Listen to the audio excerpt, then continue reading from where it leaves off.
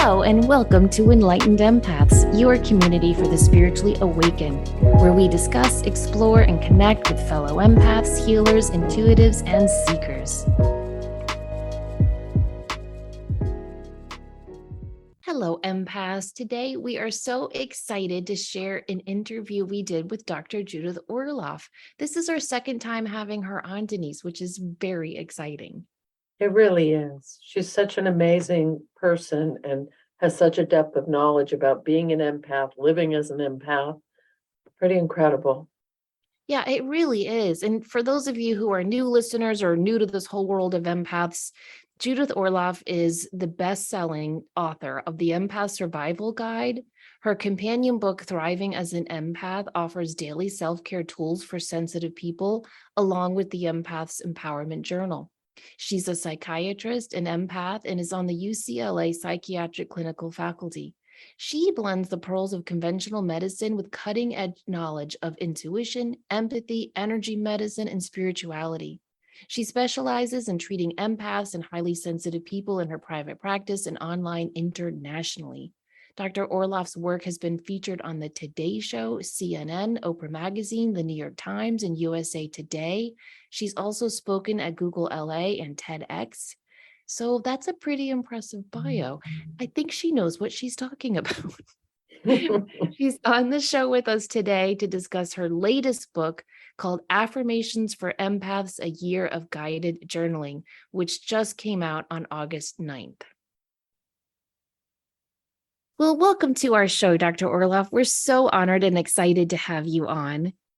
Thank you. I'm very excited to be back on too.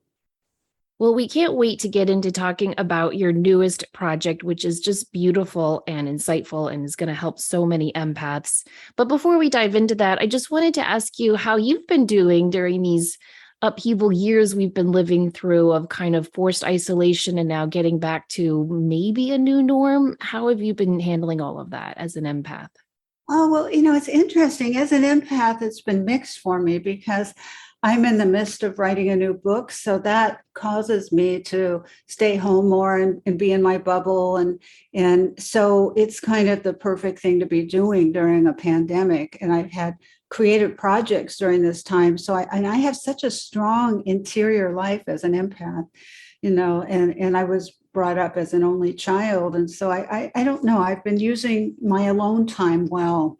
But what I do miss is the hugs and, seeing my friends as much. And, just having all the natural kind of gestures that we are so used to and we might take for granted, but it's just so beautiful, the expression of love that can happen when you're in somebody's physical presence. And so I think, at least a couple of years ago, I missed that. I'm having more and more of that. And I'm so happy to see everybody. It is so nice. And I love the way you say your interior world really helps you. And I think your newest book, A Year of Guided Journaling, is going to help people develop their own interior world. Can you talk about that?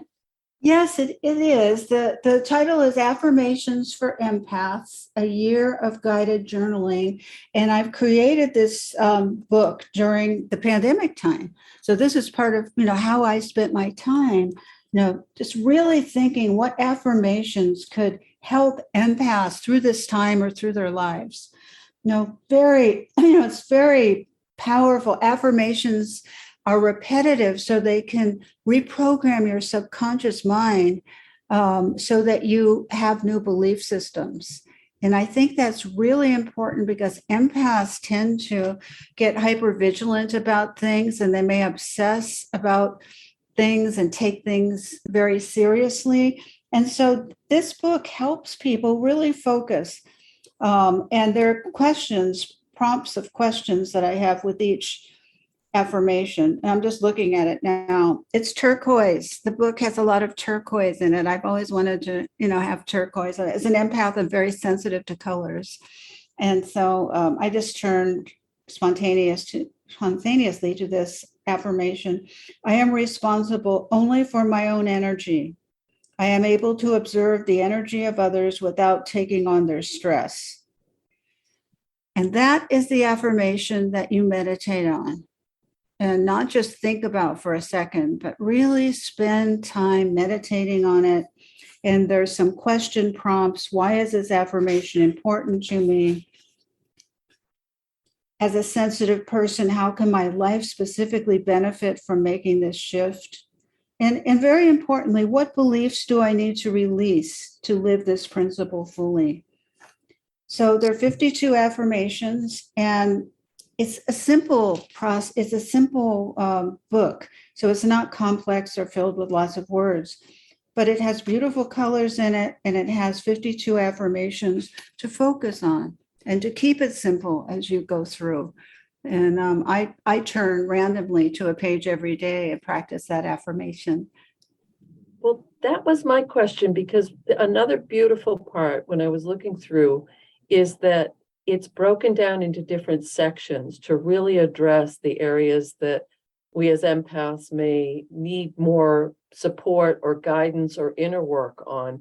And that was my question for you, was, can you skip around, or does it have to be sequential? Because I was thinking, if, say, you're really, really working on honoring your intuition, you could go to part 7 and do that exercise in many, many different ways and really do a deep dive. Or if it's about discovering a purpose with your work, you could go to that section and really do a deep dive. So is that part of the way you designed the book, it just feels like it would work beautifully for the individual? Yes, exactly.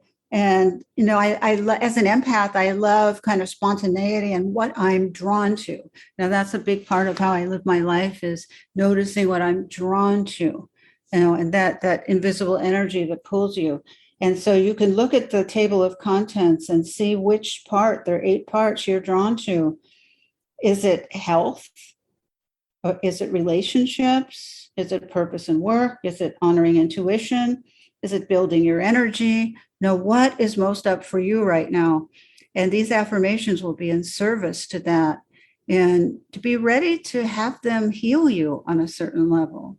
No, this isn't just an intellectual exercise. This is taking it into your empath sensibilities and really absorbing it and feeling where in your body it sits and how does it feel and what's blocking it, so that you can do some work to release stuff that you don't really need to have anymore. And I think as an empath, that's so important to me in my own ongoing healing, is to be able to keep clearing things out from my psyche, from my body, from my belief system, so I can be open to the beautiful energy of life all around me, nature, life. If I want alone time, if I want social time, it's a balance. And so the book can be a guide with that. And you can start wherever you want. If you want to start with honoring your intuition because you really want to hone that, that's the place to go. If you want to start with balancing your emotions so you're not taking on other people's emotions, that's the place to start. So good point. Now, I you love write that. you write that affirmations are not meant to emotionally bypass difficult feelings or sugarcoat anything. And you say, instead, affirmations help us overcome fears and self-doubts. Is it okay if the empath doesn't believe the affirmation as he or she is saying it? Sometimes that's the case. Yes, because you have your mind, your logical mind that won't believe it, and then you have your heart. So you must tune in with both. And sometimes in my life where I haven't been able to believe something 100%, when you act as if, and you just do the action, it helps to train the rest of you to follow through. So that's fine. You don't have to believe it 100%. It comes with practice, and it comes with, like this one. Today, I make a commitment to lead a life based on love, not fear. I know we all want that. No, I make a commitment. That's what it is. It's a commitment. And little by little, you get to that point. And maybe today you're really afraid. You say, today I make a commitment to lead a life based on love, not fear, even though you might be consumed with fear. You see, that's the great thing, is you do it anyways. Yes, do it anyways. That's beautifully said. We had a listener write in and she said, I have a new affirmation. Because as an empath, she said, I often feel so responsible for everyone. So she wakes up every morning and says, today I am going to let down one person. I love that. I love that. Be able to tolerate disappointing people. Yes, exactly. I love that. That's so great because all the people, empaths can be people pleasers. And, I fall into that category. So really have to watch that, so that your authentic needs are met and that, life has ups, it has downs. Sometimes people will like you, sometimes they won't. Sometimes you won't be able to be there for somebody and sometimes you will. So you have to allow yourself all those possibilities and affirm that that is your right, to be able to tune into yourself and honor your own energy level and limitations, perhaps, if you have it that day. Because if you're exhausted, and empaths tend to get exhausted from sensory overload, if you're exhausted and you keep pushing and keep pushing, something's going to give. And you don't want to have an energy crash. You don't want to develop mystery symptoms in your body because empaths tend to somaticize and bring the symptoms into their body. And you don't want to do that when you're tired. And that's a strong intuition, that the tiredness, you need to rest. It sounds simple, but sleep and rest is so powerful for me. I really value it. To be able to repair and regenerate every night, to be able to have peaceful feelings in your body during the day. Now, you aim for that. And it's as you pointed out before, affirmations are not spiritual bypassing or emotional bypassing, which I know, and it's not toxic positivity either. That's what I get asked on interviews. Is it toxic positivity? No, because you're not ignoring anything. You're not in denial of anything. You're just affirming the highest parts of you. That doesn't mean you're not working on your fear or your insecurities or low self-esteem. That doesn't mean that. It just means you're also affirming who you want to be and the values that mean a lot to you. So it's not just trying to convince yourself of something, oh, I'm filled with love and light, and ignoring your shadow side. That's not what I'm suggesting at all. And I think that's where some people have gone with this in terms of toxic positivity. Positivity is important. And so is working through issues little at a time, compassionately, lovingly. So you do both. Sometimes people tend to say either or, and it's not. I can say, let me just spontaneously. Okay, this fits with what you just said. When I value my own needs rather than overly focusing on the problems of others, I am deepening my commitment to self-care. When I value my own needs rather than overly focusing on the problems of others, I am deepening my commitment to self-care. So it's a way of programming your subconscious with something, the value that you believe in. And it helps you know it on a different level because it's so important for empaths not to be people pleasers and not to keep focusing on everybody else's needs other than yourself. And so the affirmations are one way to work with that. The beautiful thread through every affirmation throughout the whole book, it almost feels like you're giving people permission to take back the reins and take care of themselves in a way they may not have been nurtured and supported from other people or from other environments. But at the same time, you're also helping them develop new neural pathways to kind of hardwire this stuff in through the repetition, through the deeper dive. But I love that there's a sequence to it, and yet there's an autonomy to each affirmation. It really makes you think as you look through each one and start to say, wow, this is something I need to internalize, or this is something that could use a little bit more work. And is this something I could enjoy today? Is this something I could have fun with? No, is this something I can get freer with? Which is the goal. All of this, the goal of all my work and helping empaths awaken and deal with some of the challenges is to increase all of the positive gifts that we have. I mean, some of these things will get in the way of that. If you focus too much on other people, that's going to get in the way of you being centered, when the key is balance. Now, you want to love people, and you want to be able to take time for yourself. So it's balance. And that's what empaths are after. But the goal, and especially of this book, is to enjoy the affirmations. It's not just drudgery. It's like, wow, I can do this. I can feel this, or maybe I can't feel this, but I can say it. And whatever, be happy for whatever circumstance, because if you're in a position in your life where you're sitting and reading an affirmations book, that's a very lucky life. To me, that's to be able to get to that point where everything in life has brought you to that point where you're sitting in your chair and you're taking time for yourself to read it. Be happy about that. Life can intervene in a lot of different ways. I love that. Thank you. Why do you think so many empaths see this idea of self-care and taking time to journal or meditate or rest as selfish or shameful? And how can they shift away from that? Well, so many empaths were brought up in dysfunctional homes where they got that kind of messaging, where you can't take care of yourself because that's selfish. Or it could be a religious belief that if you take care of yourself, you're not being compassionate, or if you say no to certain people, that's not being a spiritual, compassionate person. It's you don't have to be there for everybody all the time. You don't have to be on call for everybody. But I think the early messaging, that if you're compassionate all the time, that's a good thing.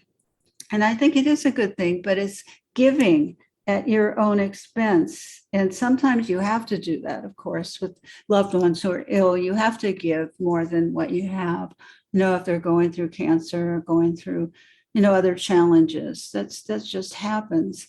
But in other kinds of situations, you have a choice about how much you give and how much you don't. And that's always something to consider.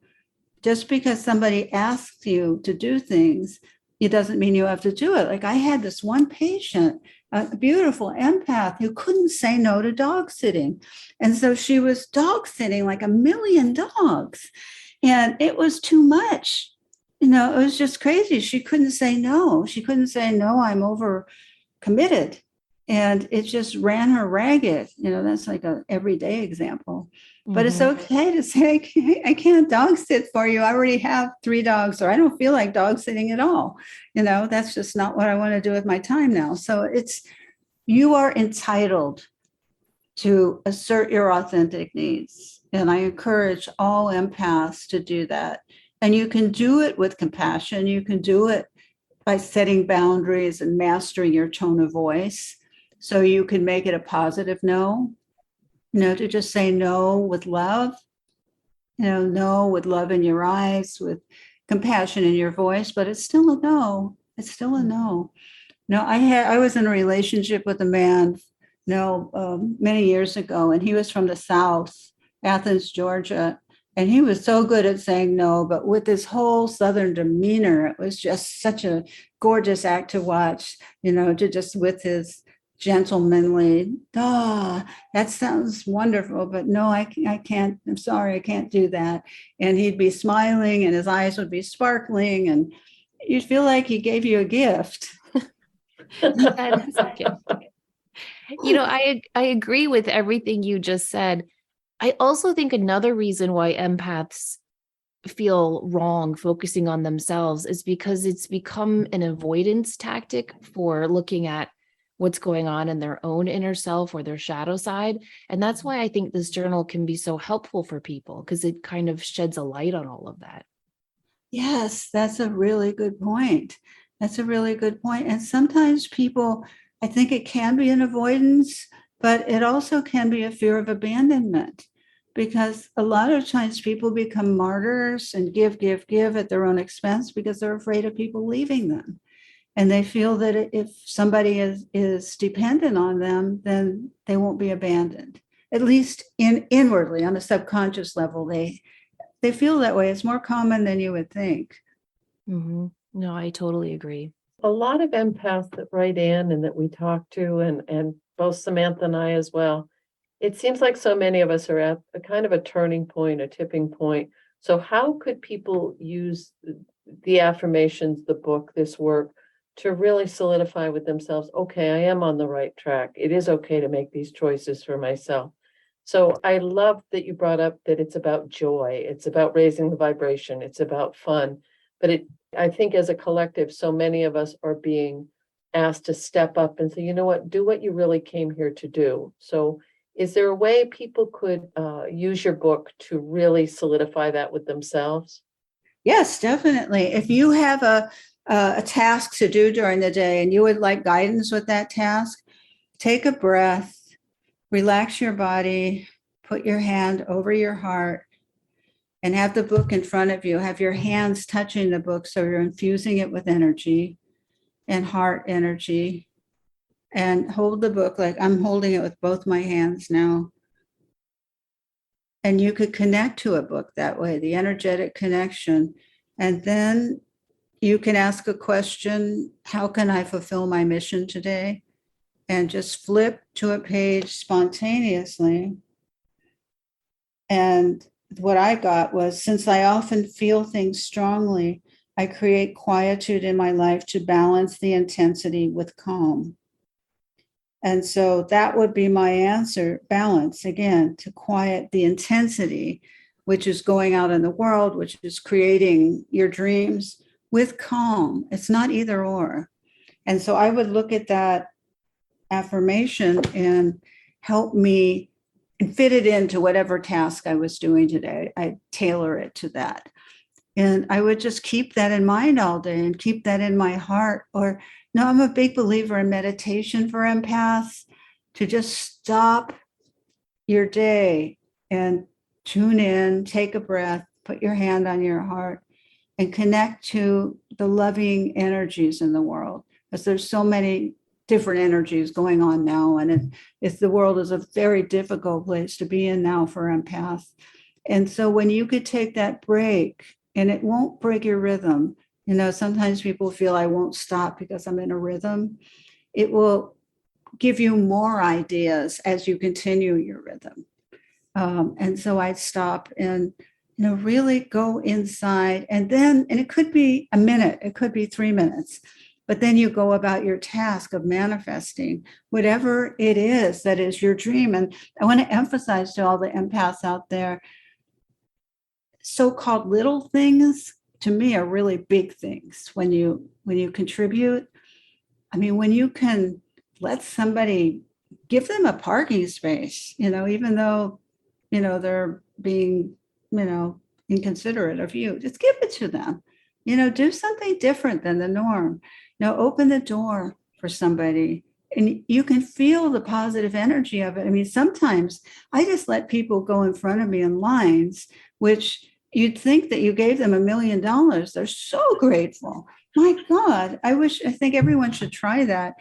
Just, go ahead of me, go, you have, one thing, go on, go ahead. And then suddenly they smile and they're not in their own bubble and they're, just their hearts are open. Oh, thank you. This small act. So people don't expect you to do acts of kindness. They're just used to being in their own bubble and going about their lives. But if you can take that pause in your life and do something unusual, out of the norm, as an empath, that's a great thing. And just try out these skills, try something different. That will help to shift the energy. We have a lot of listeners who are new to discovering that they're empathic, that they're just discovering that there's this word for everything they've been feeling and sensing. You've written so many wonderful books. You have decks out. You have so much for people. What one companion book would you recommend to go along with this journal? I would say if you're in the beginning of your journey and awakening as an empath, I'm so excited for you. And I think the Empath Survival Guide is a good foundational book. It will answer your questions about being an empath with regard to health, emotions, relationships, narcissists, and the toxic attraction empaths have to narcissists. So it'll give you all the basics. And also, thriving as an empath is a day book with a self-care technique that you could practice each day of the year. And so you just read a few paragraphs and you could do that self-care technique that day. And so I think the mixture of them, and then saying an affirmation, you should be all set to go for your day. And be excited. I mean, I am so excited. I mean, I've been doing this for a lot of years, and I'm still so excited when people awaken as empaths. It's just, fills in so many of those gaps that you didn't understand. And, just to know you're okay, and you've always been okay, and you have incredible gifts, and you have to learn how to deal with some of the challenges, such as not absorbing other people's energy or emotions. It's just part of the learning process, and be very gentle with yourself, but know you're on the right path. And we're all in it together. There are just so many empaths out there. I get emails every day. My God, I just awakened as an empath. I meet so many people. I hear about it. It's a movement. It really is. There's so many beautiful people involved now. So I know when I first started writing about this, which was actually, in the late 90s, nobody had any idea except for Star Trek. There was a character on Star Trek, Deanna Troi, who was an empath. And I always loved her. She was fantastic. Me too. She's my favorite. Yeah, she was the pioneer character. And it was interesting because I had a patient who was involved with the show, and I wonder if he, kind of incorporated what he learned with me into that show. I don't really know, but it could be. But now we're in a different point in terms of the empath movement, and there's so many beautiful people, like the two of you, who are making all this information available and making it safe and comfortable for empaths to be themselves. And in terms of what's going on in the world, I feel that empaths are here to save it in some way. To develop deep empathy, even when you don't like somebody, even you need to shift the energy. You have to shift it. The way it's going now, it's not working, obviously. And so what we have, our struggles and our triumphs, and continuing to open your heart and to connect with all of us other empaths out there. You don't have to do it alone. You see, and you don't need to do it alone. It's not necessary. There are a lot of really good people, who are out there, and just the nicest people you'll ever want to meet, so loving. And it's just, I'm so happy to be part of that community and an educator in that community. It's a beautiful place to be. Part of the community. Talk about pioneers. I mean, you're the pioneer. When did Second Sight come out? That came out in 1997. That was my first book about how I came out as an empathic intuitive psychiatrist, and integrated those abilities with traditional science. I remember reading that book when I started out on my journey, and it just blew me away, because I remember I kept flipping to the back of the book and going, yep, she's an MD, she's a psychiatrist, and she's using these words like intuitive and empath. It was just, it was amazing. And it gave me so much permission, Yes, I'm so glad that book took me 8 years to write, because I had so much fear about what my peers would think, coming out, because I went to a very traditional, conventional psychiatric residency program at UCLA, and I learned about the biochemical aspects of treating mental health, meaning medications. They never taught me about any of this. This was something I learned from other sources, through my Taoist teacher and through, various other incredible guides I've had along the way. But yeah, Second Sight was my emergence into this world and finding my voice, which was so hard. I had so many fears about it, but I've also been blessed to have a lot of angels in my path who I've had, who I can talk to, who could support me and who could help me work through things. So that's why I think it's essential in this empath community to reach out to each other. Yes, I do too. I do too. And we thank you for that. You're welcome. It's my pleasure. I also have a Facebook empath support community if anybody wants to connect with other empaths. And that way it's called Dr. Orloff's Empath Support Community. And there's about maybe 21 or 22,000 empaths now. So it's a big cross section. Oh, wow. That's fantastic. Say the name of that again. Dr. Orloff's Empath Support Community on Facebook. On Facebook. Okay. And people can also find you at drjudithorloff.com. We'll put that in the show notes. And what are some events and things you have coming up to promote affirmations for empaths? I have a wonderful event in LA coming up that I'm doing at Inside LA. And so you can see the event details on my website, drjudithorloff.com. I'm also doing a course with the Shift Network that will be coming up in a little while. Oh, that's exciting. They do such great things because it's online too, right? It is online. Yeah. It is online. And this event I'm giving in September is both streaming and in person. And I have not been giving a lot of in-person events. So this is the first one I felt comfortable doing. It's a beautiful meditation center inside LA. It's Trudy Goodman and Jack Kornfeld, the mindfulness meditation movement. So it has really good energy. And that's really important to me, that the space feels good. You can also check on my website. I'm doing a number of Zoom events too, if you feel more comfortable with Zoom. And so it's at drjudithorloff.com. Perfect. Well, thank you so much. Denise, do you have anything you want to add?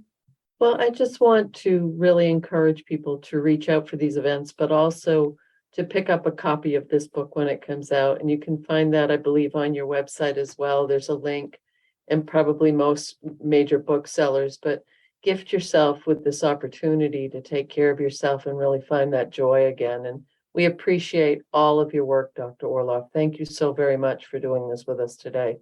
Oh, thank you. And I so appreciate both of your work and your podcast. Oh, thank you. And guys, again, it's called Affirmations for Empaths, a Year of Guided Journaling. Thank you so much for listening. Please remember, as always, to show up, do great work, and share your light. Take care.